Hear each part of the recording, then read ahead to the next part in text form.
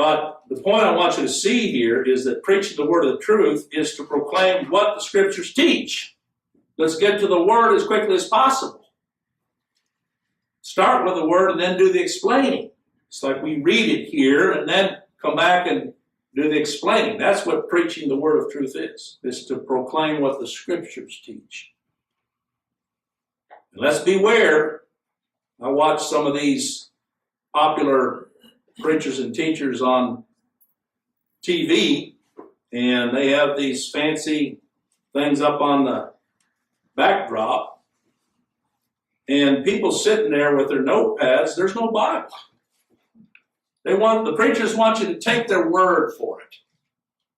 Well, you talk about trouble. That's taking the person's word for it. How many times has somebody quoted even a part of Scripture and it strikes you a little bit odd? You go back and start reading it, and then you realize they just quoted part of the Scripture. They didn't quote the whole thing. They didn't even quote it in its context. That's why I love it that looking around, everybody's got a Bible open. And everybody is looking at this word and what it says. And I endeavor as much as possible when I'm preaching, not to just say, well, we don't have time to quote it or to look at it, but let's just quote it. No, let's go to it. Let's look at it. Because what's important and vital is the word. And I believe Peter gives us this example. Preaching the word of truth is to proclaim what the scriptures teach. Here's an example over here in 1 Corinthians chapter 15 of why we're careful.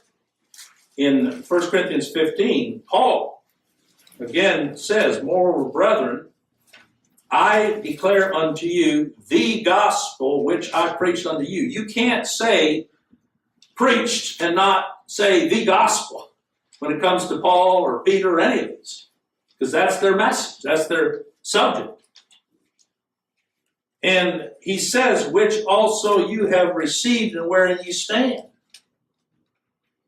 Received how? God having opened their hearts to receive it, to welcome. That word welcome means to receive.